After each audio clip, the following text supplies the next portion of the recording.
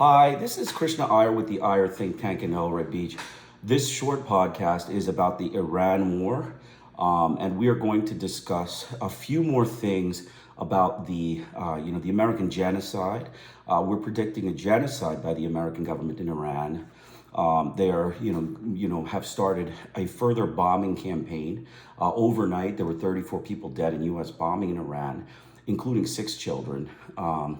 The U.S., I believe, seeks ethnic genocide of the Iranian people. I believe they are sadistic white frauds. They're propagandists, and even alluding to withdrawing while fighting an imperialist war of ethnic colonization and aggression. They lie and propagandize like white savages about a withdrawal. I believe they are racist, deceitful, white supremacist frauds. That is my, opinion on this. I believe the white supremacy war of aggression is, grounded in white supremacy and the need to subjugate the Iranian ethnics. They are an anti-ethnic group of white savages. So, like we said, American government are sadistic, dangerous, schizophrenic, delusional, shameful butchers. Okay, we're going to start with a book. It's called Genocide in Paraguay. This is a factual book about the American genocide in Paraguay. They're a genocide of the Achi Indians in Paraguay. Basically, it describes horrible atrocities against the Indians, horrible atrocities and horrible crimes against humanity against the Indians. And it, parallels all of their wars. It was a war of, just extermination. It was an extermination campaign, but it wasn't a war. See, it was a secretive thing done by the American government. After the Vietnam War, they didn't have, an ethnic community to slaughter, and they went to Paraguay, and they started to, focus on the Paraguayan Indians. They, basically committed a genocide. It was a genocide against the Paraguayans. They gave them no rights. They stripped them of all rights. They moved South African apartheid racists in the area around the Paraguayans. They moved the Indians who were, naturally habitating in the forest onto reservations, in order to make room for, corporations. And then they, enslaved them, slaughtered them, murdered them, including women and children. This was, a horrible thing. And we're going to go through one chapter of the Paraguayan genocide just to, start. Okay, in 1973, the German anthropologist Mark Munzel reported on a publication of the International Work Group for Indigenous Affairs in Copenhagen that the Paraguayan government was engaged in exterminating the forest Indian population. The International Commission of Jurists and the Anti-Slavery Society of Great Britain found this report persuasive. It is widely noted in the press of Western Europe. The Parliament of Denmark took cognizance of it in March 1973, and 95 members of the Danish Folketing addressed the Danish foreign minister a request for humanitarian intervention. On December 8, 1973, Policy Sciences Center in New York, headed by Professor Harold Lasswell, invited Dr. Munzel to present the highlights of this report to the members of the Policy Sciences Center. On his return to Germany, interested members of the Policy Sciences Center asked him to provide a written elaboration of his report, adding the most recent documentation available. He proceeded to do so. Drawing on his extensive anthropologic experience in Latin America, Dr. Eric Wolf, distinguished professor of the anthropology department of the City of the University of New York, corroborated his report. His opinion echoed that the Dr. Rupert Moser, the ethnology department of the University of Bern, an expert anthropologist concerned with the situation of tribal minorities. It is my opinion, based on up-to-date sources of expert information, that the Achi Indians in Paraguay have been, are, and continuing to be subject to genocidal extermination by the acts of physical killing, the deliberate creating of conditions of starvation, semi-starvation, and psychological stress, including but not limited to denial of right to cultural expression and survivors, and by slavery by the United States of America in complicity. Subsequent contacts between representatives of the Indian International League for the Rights of Man and reputable Paraguayans resulted in the conclusion that if Dr. Munzel's report could be faulted for anything, it would be understatement. The Roman Catholic Church in Paraguay itself charged genocide, as did a number of individuals, most of whom cannot be safely identified, who had firsthand knowledge of the situation. If it is possible today for a member of the United Nations to engage in the systematic destruction or enslavement of minority groups, within its border, and it appears not only possible but probable, then how is it possible for the American media to pass over those events in silence? The reports and eyewitness accounts discussed in these pages, as well as petitions filed with the UN and the Organization of American States, certainly should have led to more general coverage by the media in the United States. Yet persistent efforts to expose the events to the American public have been singularly unsuccessful. Heavy private American investment in Paraguay and substantial aid to the government in power coexist with a policy aimed at the extermination of an entire forest Indian population. There are also American military bases throughout the country. These facts no doubt bear on the silence of the American press and the American officials. We can state unequivocally, however, two things. Little has been written about the destruction of the Achi Indians in the American media, and arms and military equipment supplied by the United States have been utilized by the militia, trained by American technicians to carry on the program of destruction so forcefully described by Dr. Munzel. This book has been conceived as an effort to make known to the American public what the media and government of the United States has chosen to ignore. The essays by Mark Munzel, Eric Wolf, and Norman Lewis provide ample documentation for what is happening in Paraguay. Augmenting their accounts are reflections by Francis Grant, Monroe Beardsley, James Satan, and Eli Wiesel on the political and psychological processes responsible for the death of the Achi. Calling attention to the facts, of course, is never enough, and it is our hope that this book will be but a prelude to action. The editor's concluding remarks are therefore phrased as a lawyer's summation in the jury of world opinion based on the hope that there's still time to change the verdict Paraguay has rendered against the indigenous Indian forest population. So you can see the United States government, is responsible for the genocide of the Paraguayans. All the atrocities that happen in this book that are described. And I strongly urge you to pick up this book on my website. You can download a PDF on my website. It is not up yet, but it will be up. Within a week to 2 weeks, I will have it up, and I will have a bunch of books on, either kind of rare books that the U.S. government has that phased out and, tried to hide from, the world probably because of the American collective conscious and pro-patriotic frauds of the American government. They are frauds, they're savages and racist liars. They are liars.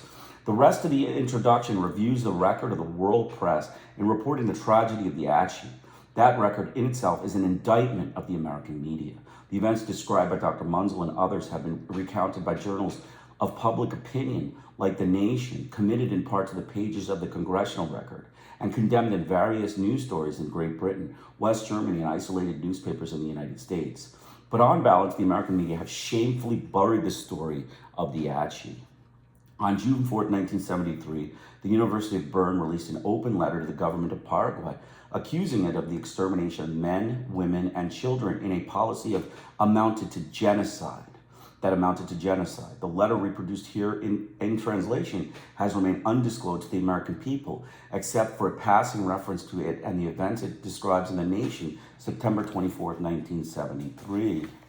To the Consulate General of the Republic of Paraguay, Professor C. Furr, to the attention of those in positions of authority in the Paraguayan government, as we infer from various sources, the fundamental human rights as they are defined in the Declaration of Human Rights of the United Nations are being denied to the Aboriginal inhabitants of Paraguay. Acting both as an eyewitness, inadvertently thrust upon the scene of massacres as a member of a university anthropological team, and as a scientific evaluator of the data systematically submitted to him, Dr. M. Munzel reports in the Achi Indians' genocide in Paraguay that in the case of the Achi Indians in eastern Paraguay, elementary human rights are being denied not through indifference or neglect, but rather by intentional governmental policy of genocide cloaked as beneficence. He shows the basis of the number of specific and well-documented cases, especially from the year 1973, that in modern Paraguay, manhunts, cruelty to women and children, pillaging, mass murders, and slave trade are encountered.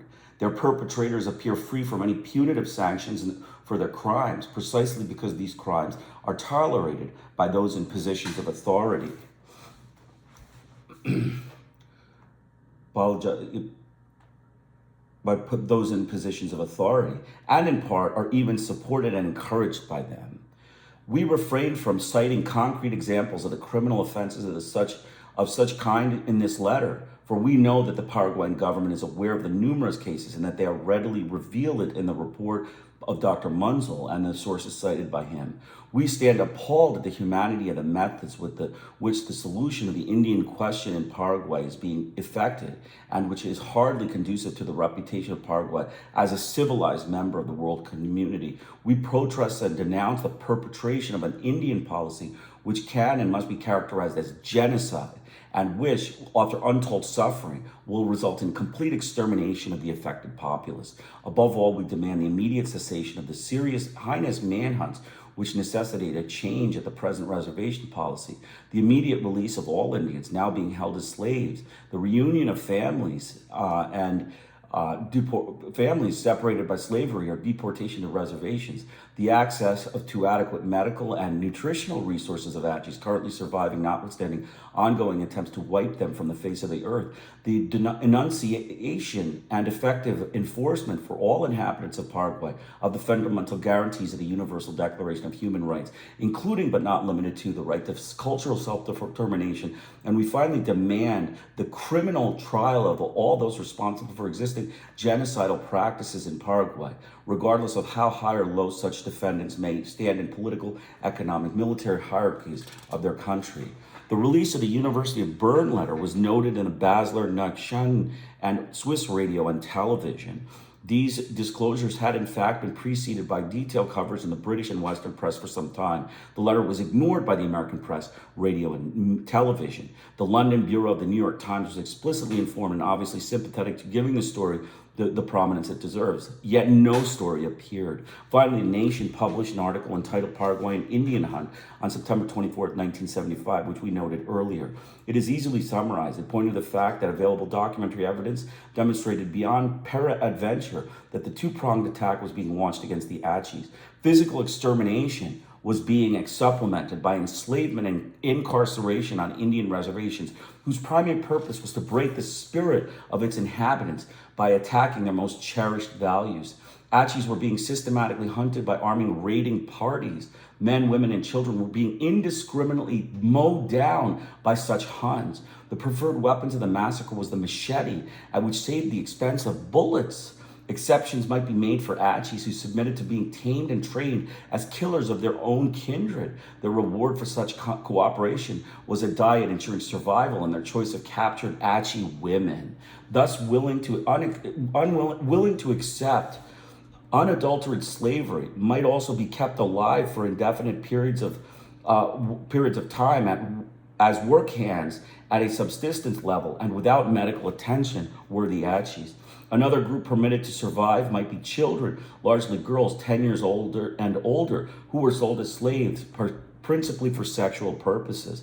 The article recounted a weeping song recorded by an anthropologist in March 1972, in which perhaps 30-year-old Achi woman, Savegery, complains that she does not know what has happened to her daughter and who are now living in the houses of mighty Paraguayans. The price of an Achi girl, quoted by a German anthropologist, was approximately $5. For a girl, it was $5. The majority of those left on the reservation succumbed to despair and disease. The use of their language was discouraged, their traditional music prohibited, the rights of their religion were denied them even in death. The inevitable attrition was accelerated by such acts as that reported by a team of German anthropologists. About one half of a recently captured band of Achis on a reservation was liquidated, partly by the conscious withholding of food and medicine. The survivors experienced a pervasive melancholy and a sense of degradation, rarely verbalized, yet occasionally captured in weeping songs, in which the singer laments the end of the Achi nation, regards himself no longer as an Achi and not even as a human being, and as half dead. In response to the inquiry into the allegations contained in the nation, the State Department denied all of the allegations. Blanket denial by Dan H. Fassel, chairman of the Subcommittee of Inter-American Affairs and House of Representatives Committee on Foreign Affairs on October 26, 1973, in a letter he sent to the appropriate parties. Complete denial, complete fabrication. American media fraud. It's a farce, it's a fraud, and its government is a bunch of fraud, propagandists, liar propagandists. And that's what we see. The State Department's version of the Achi tragedy was directly contradicted by Munzel's. At a press conference held in New York during the first week of December 1973, he vouched for the events outlined in The Nation. He added that he had observed the Achis recently brought to the reservation and still in apparently good health would refuse food and drink, saying that they preferred death to existence in an environment where their culture was deliberately and demeaningly extinguished. I'm going to just read just a few sections of this letter by his name is Jack Kubish, Assistant Secretary for the State Department. There does seem to have been a serious problem regarding the Achi Indians, but from what we have been able to determine, the article in The Nation appears to be overstated. We have heard incidents where Achi Indians have been the victims of harsh individual acts at the hands of isolated ranchers in Paraguay. Isolated incidents. Some of the acts reportedly have occurred when irresponsible ranch hands were said to have been drunk. It has also been reported that some young Indians have been pressed into work by ranchers for little more than subsistence. Basically, he's just denying it. He's saying that, it's not really a genocide, just a few, isolated incidents of, murder. Nobody can connect it. And they were drunk anyway, so it's not. He's a fraud. He's a white, racist American government fraud. So shortly before Munzel's arrival in New York, Senator James Abarek had inserted in the Congressional Record the article from The Nation and demanded a cessation of American aid to Paraguay. Senator Zabarek's statement does not appear to be regarded as newsworthy in the American media. On December 24th, 1973, the Miami Herald featured an AP dispatch briefly outlining the plight of these hapless Indians. The event is important because an international news service story found space only in a newspaper far from the power centers of the nation, and because it contrasted sharply with the story ultimately published in the New York Times. The Herald story showed that the Achi Indians, who roamed free in the forest for centuries, were finally giving in to settlers' shotguns and missionary Bibles. It noted, too, that the Indian reservation was until recently under the command of the retired sergeant named Manuel de Jesus Pereira, whom many accused of slavery and gross neglect. The story added that the settlers who discovered Indians suspected of stealing tended to shoot them like animals. On January 16, 1974, a senior Paraguayan anthropologist associated with the Catholic University of Asunción reported that the Paraguayan Minister of Defense that a farmer named Manuel Caceres was maintaining an agricultural household consisting essentially of more than 30 Achi Indian slaves. All had been forcibly separated from their parents and were required to perform manual labor. He protested, calling for the release of these human beings went unanswered. His protest went unanswered. On January 19, 1974, Jack Anderson's column in the New York Post confirmed many of the allegations of The Nation and noted further that the purchase price for the Indian children fallen to $1.25 per child. The New York Times finally published a front page article dated January 21st, 1974, and headed "Slavery Just One Threat Facing Paraguayan Tribes." The article acknowledged that in the jungles of eastern Paraguay, a small Stone Age hunting tribe of Indians is facing a losing battle to preserve the primitive culture and way of life from the onslaught of the white man. It went on to assert, until less than 2 years ago, the members of the Achi tribe were the victims of manhunters intent on slaughtering them, enslaving their infants, and forcing them onto reservations. Examples of slavery abound today in eastern Paraguay and occasionally here in the capital. The Indians have been further decimated by epidemics contracted from their first prolonged contact with whites. Beyond that, however, the article followed what was clearly the State Department line. The horror was past for all practical purposes. The new administration had taken benevolent charge of the Indian reservation, and in effect, the good life for the Achi Indian was just beyond the next banana tree. The news reporter recounted his visit to a neat-looking reservation, peopled by well-nourished and smiling Indians. An appropriate photograph was attached in the article. So you can see the New York Times is a fabricated group of propagandist liars, American propagandist frauds, white savage, pro-patriotic American frauds is the New York Times. And their U.S. mass media are all pro-patriotic frauds. Notwithstanding the fact that Dr. Munzel was quoted incompletely and out of context in the Times story, his letter to the newspaper protesting the omissions remained unpublished. A like fate was suffered by Dr. Sheldon Davis, writing on behalf of Indigena, a group engaged in the careful collection of the evaluation of news from Indian America.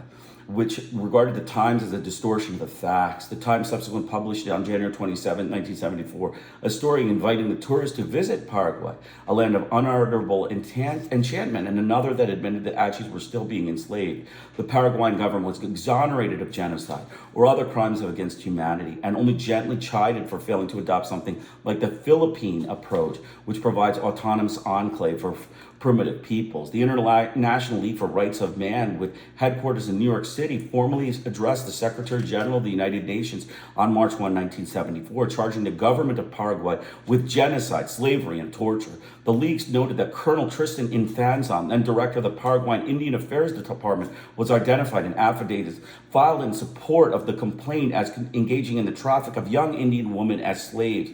It pointed to the self-evident fact that the Indians under immediate attack, the Achis, were incapable of speaking for themselves and lacking access to the Paraguayan officials beyond their persecutors, dependent on international action for survival. The complaint laid further stress on the fact that a particular hideous phase of the Paraguayan genocide of a once proud people has been systematic degradation of individual men and women, both of members of the Achi ethnic group and members of the families. Achi chiefs in particular have been tortured with the specific goal of securing a breakdown of the authority of the Achi group, thus ensuring the consequent disintegration of group identification. Achi tribal rights, including religious worship, have been prohibited. Such families have survived, have been split up and their members, including children, sold as slaves to the available bidders. The described pattern of oppression has not been solely calculated to inflict untold suffering, but explicitly directed at the disappearance of the Achi ethnic group. Inevitably, the survivors have been observed to be abandoned in any way to live.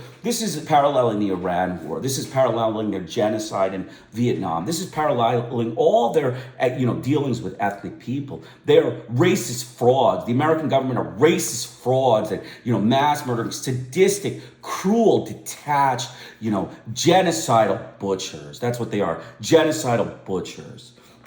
A subsequently identical complaint. I'm going to it's almost finished.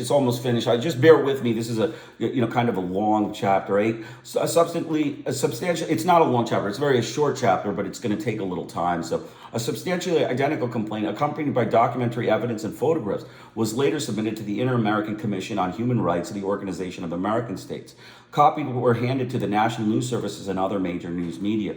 On March 8, 1974, Senator Abarek again denounced the genocidal activities in Paraguay from the floor of the U.S. Senate, noting that he had recently received a copy of a receipt made out for payment for work done by Achi slaves. He expressed his dismay that while European governments and the press have denounced Paraguay's genocidal policies, the United States government has been dumping massive amounts of foreign aid into Paraguay since 1954, the year Alfredo Stroessner obtained his dictatorial power. He concluded by saying, "A government which is bent on the mass extermination of part of its people does not deserve our aid, any more than a convicted and professed killer deserves a welfare check." So again, America is, aware that, they were committing a genocide. European governments were criticizing it, and America was sitting around quietly hiding it from the public, from the press, from the world. It's a propagandist group of frauds. It's a group of frauds.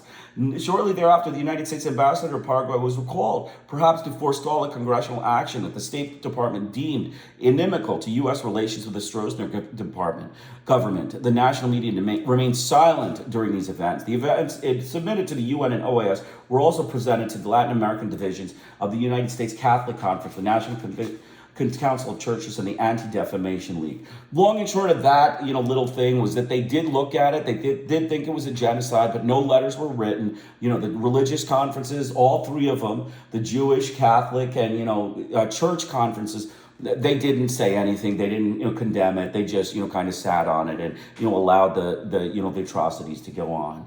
What news of the situation in Paraguay that did emerge came in places far removed from the power centers of the nation. The Missourian, published in Columbia, Missouri, featured an editorial in March 16, 1974, stating that as early as October 1973, 44 United Senators voted to terminate American financial support for the practice of torture in countries around the world. Displaying an appropriate sense of outrage, the editorial pointed to the events as outlined in the complaint submitted by the UN and OAS and declared that American foreign assistance must not aid repression. On April 18, 1974, the Associated Press Dispatch was picked up by the Oakland Tribune in Oakland, California. The International League for Rights of Man charged the Paraguayan government yesterday with complicity in the alleged enslavement and genocide of the Achi Indians in eastern Paraguay. Counsel for the League, Professor Richard Arens of Temple University, made the charge before the closed meeting of the Inter-American Commission on Human Rights. Arens said the Achi Indians have been subject to enslavement, torture, killing, and starvation, the splitting up of families and the selling of children, in particular girls, for prostitution, and the destruction of Achi cultural traditions, including the use of their language, traditional music, and religious practices. A shorter version of the dispatch appeared the same day in the Los Angeles Herald Examiner. On April 28, 1974, La Tribuna, a newspaper published in Asunción, Paraguay, reported that it had been informed by the Department of Missions of the Paraguayan Bishops' Conference that the Roman Catholic Church had received documentation of continuing massacres of the Indian population, and that the church viewed the genocide of the Indians was a reality. La Tribuna reported on May 8, 1974, the church's unequivocal denunciation of the existence of cases of genocide in Paraguay. Neither report was picked up by the American media. On May, the ABC Color, there was no report picked up by the American media. Early in 1974, a new Achi subgroup was discovered in the Amambe Department of Paraguay. The existence of these Achis has not been suspected by anthropologists. Word concerning the preparation of an Indian hunt against this group reached the International Association of Democratic Lawyers in Brussels, which sent an emergency appeal to the president of Paraguay in July 1974. The appeal went unanswered. The American media remained silent. On August 19, 1974, a representative of the Anti-Slavery Society of Great Britain addressed a subcommittee against discrimination for the protection of minorities at the UN. He summarized all the available information and demanded a UN investigation of the charges made against Paraguay while the Indians could still be saved. His address was widely reported in the Western press, as well as other media in Western Europe. Soviet and Soviet-controlled news media remained as oblivious of the Achi agony as the American counterparts. It is not irrelevant, moreover, that the Soviet UN delegates on the subcommission moved for and secured the restriction of statements by spokesmen of non-governmental groups in 10 minutes. Beyond that, they manifested a disdain for the accounts of the tragedy. Sporadic contact has been maintained between representatives of human rights organizations and the capital. Congressional questions have been repeatedly assured by the Department of State that acts of massacres, enslavement, and mistreatment of the Achis belong to the past. The benevolent Paraguayan government, assisted by American volunteers on the reservation, was faithfully reported to be engaged in furthering Indian welfare. Many congressmen took their assurances at face value. Those of us who asked for UN and OAS intervention in the matter noted of a lessening interest among the previous sympathizers. A shock report in the Sunday Times of London made it clear that, contrary to the State Department claims, all was far from well in Paraguay. Norman Lewis, author of the report, had just returned from Paraguay, where in the name of religion and backed by official policy, atrocities are being carried against a race of native Indians. The harmless and appealing Guayakis or Achis of eastern Paraguay are being hunted from the forest, sold into slavery, tortured, killed, and left to die from lack of food and medicine.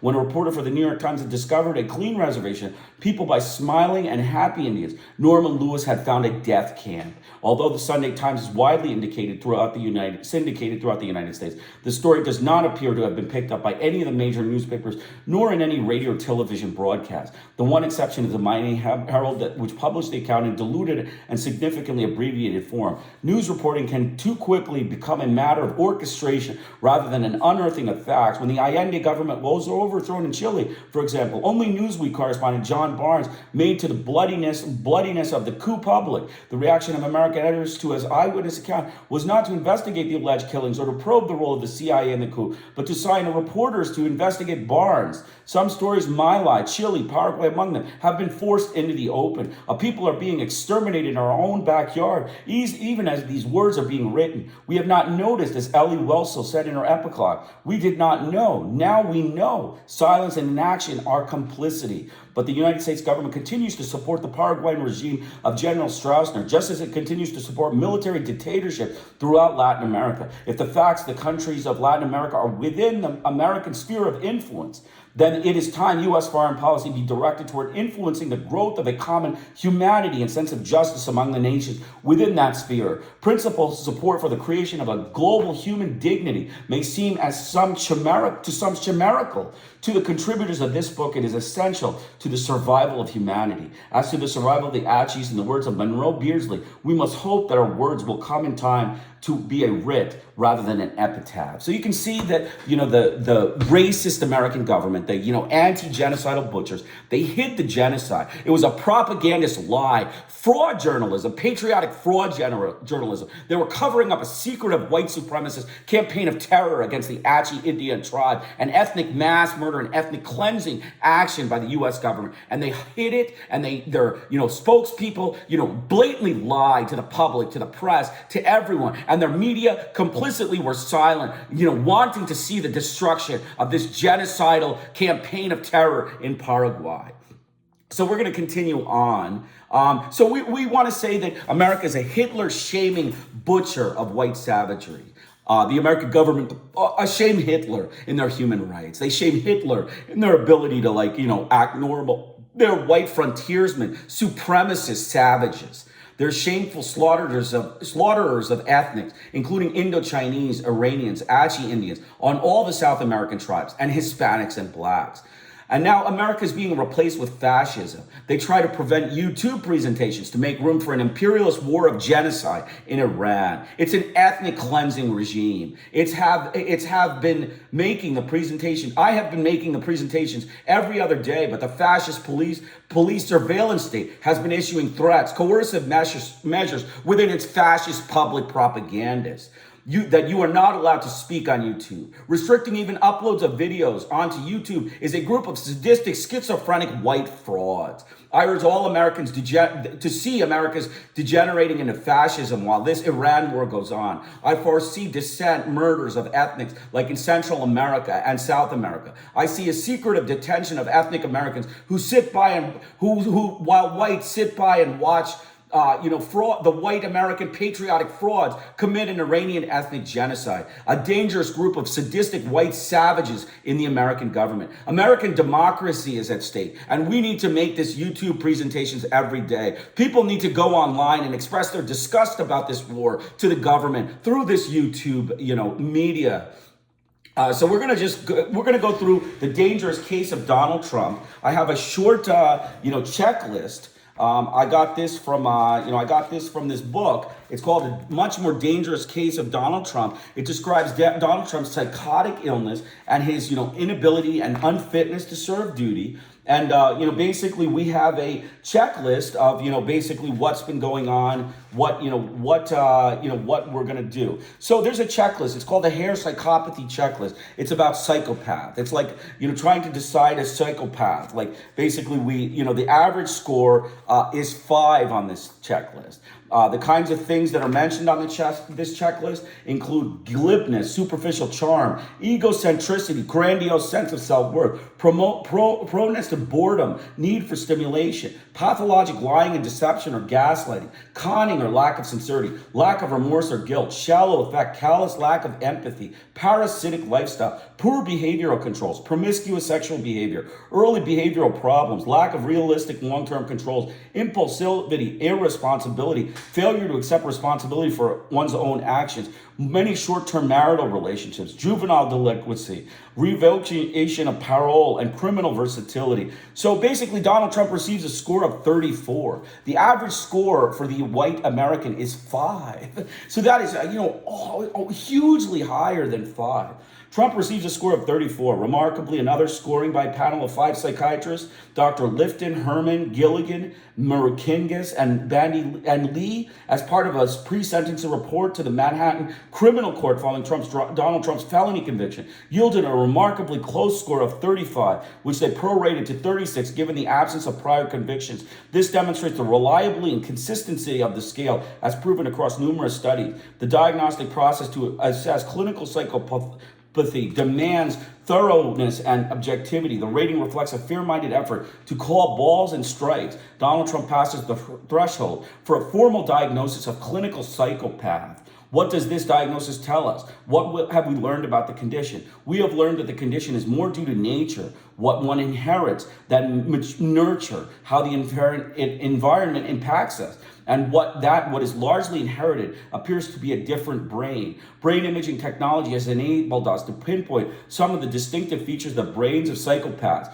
that help explain their hardwired traits. Most critically and most relevant to the appraisal of Trump, we have achieved insight into the essence of this disorder, while psychologists call the deep structure of the condition. How do you go about zeroing in on the essence of the psychiatric condition? The challenge with a large and expanding data set like that which exists for clinical psychopathy is to find a way to distill it. Investigators turn to a factor analysis, a robust data reduction technique that enables us to explore and identify primary underlying factors in a large data set. It is a tool that is often used in personality research to reduce findings of bias in many specific traits, behavioral observations, and other meaningful data points into a more basic underlying factors of clusters or traits. What has come out of the empirical wash with these solidly built statistical analysis is the clarity that the psychopath is ruled by three distinct cluster traits, known as the three-factor model in clinical psychopathy. The three core governing traits of a psychopath are impulsivity, characterized by inability to inhibit impulses or grapple with any issue that doesn't serve the psychopath's immediate egocentric needs.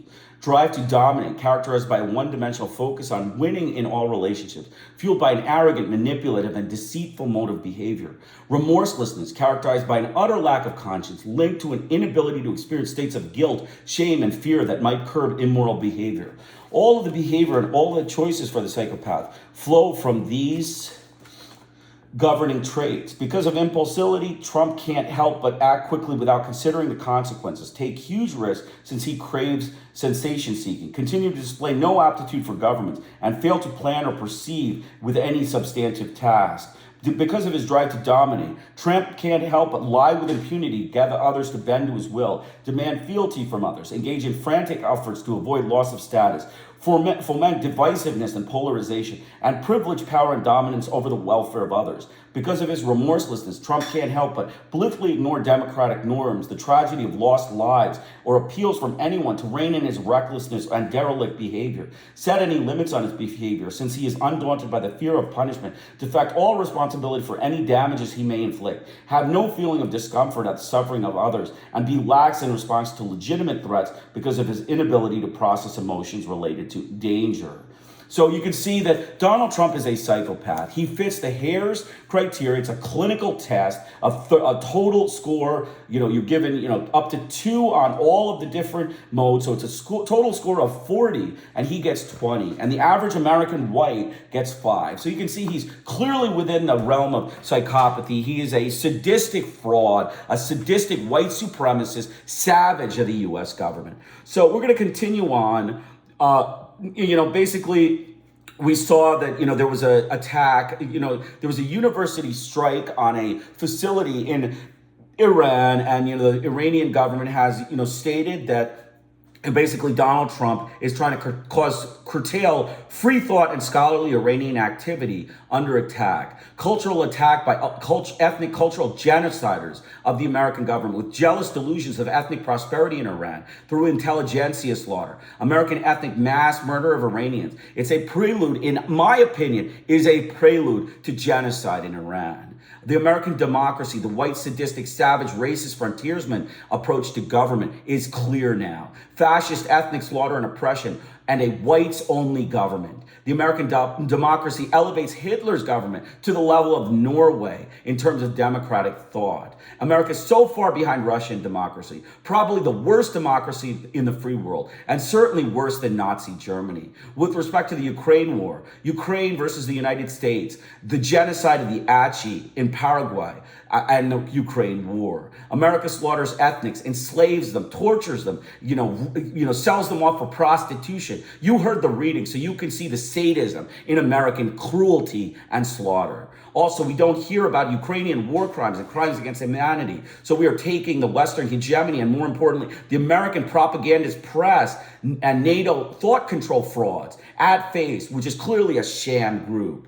Most definitely, the war in Ukraine is a more fair war than any American war fought on ethnic soil, including Indochina, Philippines, China, Latin America, including Guatemala and Chile, Brazil, Ecuador, Honduras, Nicaragua, Cuba, Colombia, El Salvador, Iraq, Afghanistan, and now Iran. The sadistic anti-ethnic slaughter war by a big coercive racist white savage is being compared to a relatively civilized war between white European nations of varying strengths. The American censorship machine is trying to ban books or put books that describe its war crimes, atrocious actions, torture, and American sadistic slaughter, torture, or kidnapping that are written in those books. So then they put the books out of print so that no collective memory of the book readings exists in the world academia. Imagine a radiologist who makes a mistake on a CT scan done 20 years ago. A patient finds a sponge that was left on him on this study that was missed. They simply request the films. The radiologist is supposed to smile and send the records. Now, what if the radiologist says, we can't give it to you because we don't have your films? Never happens like this. They are not allowed by law to destroy films of patient studies. There's a very large storage for prior studies. So hence, this is a fraud. This is a fraud medical record, communication. But the American government is a sadistic, savage, white frontiersman fraud. If they committed ethnic genocide for white supremacy, and it's well documented by even Cambridge, etc., they will put the book out of print so that no record of their sadistic slaughter of the ethnics remains. This is obviously fraud by the American government. This is a white savage, gun-violent, frontiersman type scholar.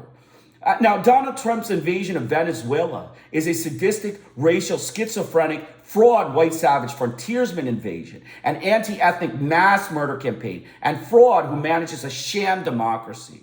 No place in any other country, in any world, would consider the kidnapping of Nicolas Maduro democratic. This is a fascist, white savage, sadistic ethnic slaughter being pretext as an oil invasion. They sought to go in under the pretext to steal oil in Venezuela, but then the reality is certainly much worse. The indigenous and ethnic population in Venezuela are being secretly murdered by the American government, savage, sadistic, white racist, anti-ethnic frauds. They're enslaving the South American, Venezuelan, Hispanic, and indigenous peasants, and I am sure they are going through Venezuela secretly to murder populations. They are sadistic, anti-ethnic, American genocidal frauds. So basically, that's it. I have two references. Just look at the references. You can understand that, I am against this Iran war, and, I will continue to make these presentations every other day so that, people can, get involved and understand that we need to make these presentations to say this war is, a war of aggression and, an ethnic genocide, a pretext, a white supremacist war of ethnic genocide